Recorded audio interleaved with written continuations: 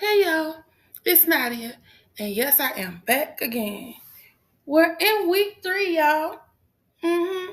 9 more to go. But this week is Seeking Love in Dangerous Places. And today we're starting at the beginning. The first time I confused attention with value. Mm-mm-mm.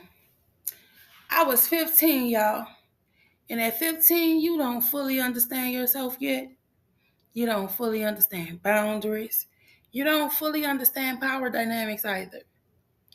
But you do understand one thing very clearly, and that is you want to feel wanted. Tell me I'm lying. Especially if you've grown up feeling emotionally unseen, especially if you've internalized that love has to be earned. At 15, attention feels powerful. Someone noticing you feels important. Someone choosing you feels validating, real big. And when you don't yet know your worth, attention can feel like proof of value. Hmm. Looking back now with adult clarity, I can see what I didn't understand then. I didn't understand grooming dynamics. I didn't understand manipulation. Oh, but I do now, baby. I didn't understand power and balance. I just understood attention. And attention felt good as fuck. It felt like being seen. It felt like being selected for once. It felt like finally mattering to someone in a specific way. But at 15, you don't realize that being chosen by someone older or someone more powerful isn't always affection. sometimes, sometimes it's exploitation. But when you're young and craving validation, you don't always know the difference. There's a kind of confusion that happens when attention feels affirming, but something also feels off.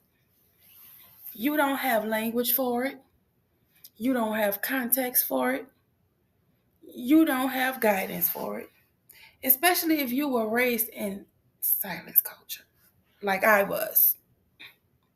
Especially if don't tell my motherfucking business was part of your upbringing.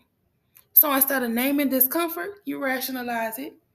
Instead of questioning it, you internalize it.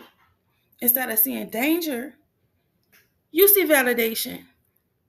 And when something crosses a line, you don't always immediately process it as harm. You process it as something you allow and blame yourself, which creates shame. One of the most dangerous parts of confusing attention with value is that when harm happens, you blame yourself because in your mind, you weren't forced into attention. You wanted to feel wanted. You engaged with the attention. So when boundaries are crossed, your brain can twist it into this must be my fault again. And that's how shame forms. Not because you were guilty, but because you didn't yet have the language to understand what was happening. Here's what therapy has shown me: the validation wound doesn't start with recklessness. Nah, it starts with hunger. Hunger to feel chosen, hunger to feel seen, hunger to feel valued emotionally. And when that hunger exists early, attention can feel intoxicating as fuck.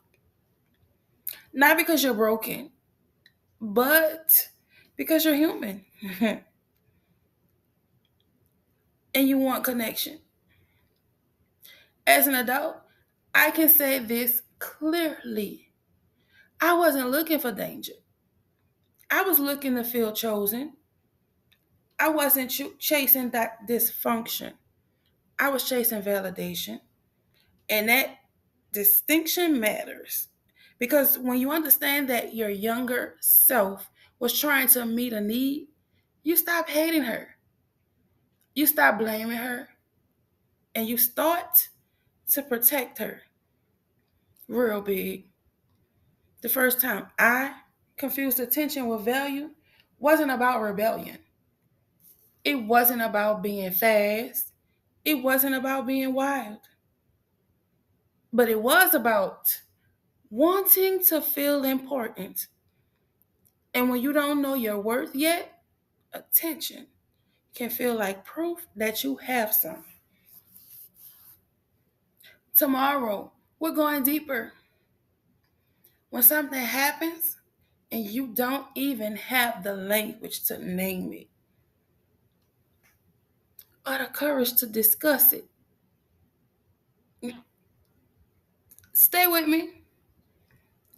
It get better every day. Probably started off a little rocky, but I promise you it get better. It get better with time.